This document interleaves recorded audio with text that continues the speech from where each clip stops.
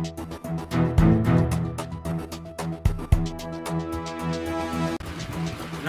દર્શક મિત્રો, હું છું આપની સાથે યશ ગુપ્તા.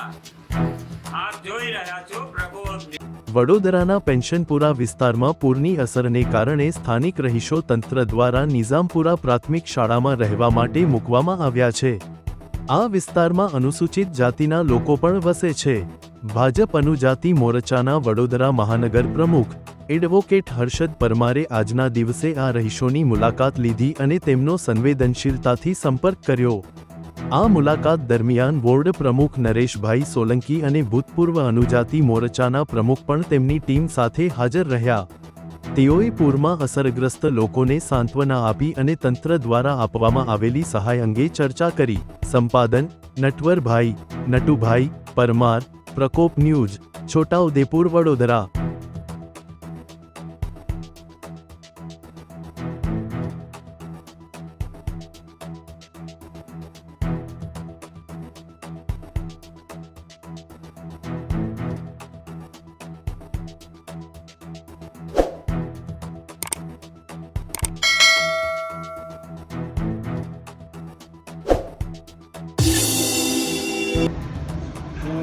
મીડિયાના માધ્યમથી જણાવવા માંગીશ કે વોર્ડ નંબર 1માં આવતો પેન્શનપુરા વિસ્તાર ને આખા અલગ અલગ વિસ્તારો, આજે તો આખા શહેરમાં પાણીનું થોડુંક લેવલ ઘટ્યું પણ છે, રોડ રસ્તા ખાલી થયા છે.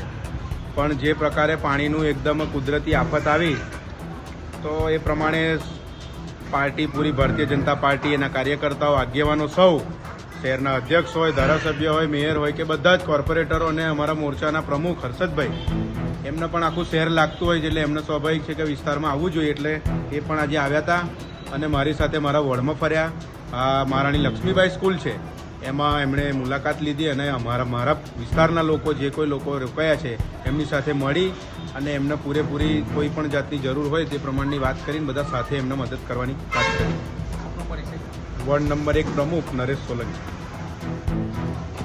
પૂરની સ્થિતિના કારણે ઘણા નીચાણવાળા વિસ્તારોમાં પાણી ભરાઈ જવાથી પેન્શનપુરા જેવા વિસ્તારમાં પાણી ભરાયું હતું. ત્યાંના અમારા સ્થાનિક આગેવાન અને અનુસૂચિત જાતિ મોરચાના પૂર્વ પ્રમુખ શ્રી નરેશભાઈ સોલંકી અને હાલ પોતે વોર્ડ 1ના પ્રમુખ છે.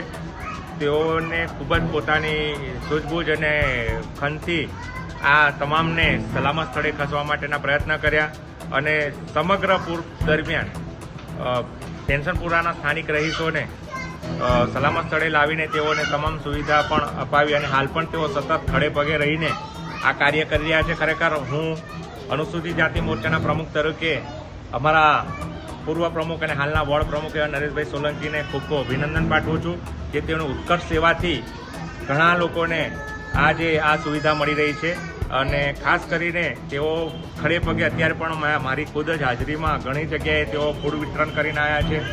પાણી હોવા, કમર સુધી પાણી હોવા છતાં પણ નરેશભાઈ સોલંકી અને તેમની ટીમે ખૂબ જ ખંતથી કામ કર્યું છે.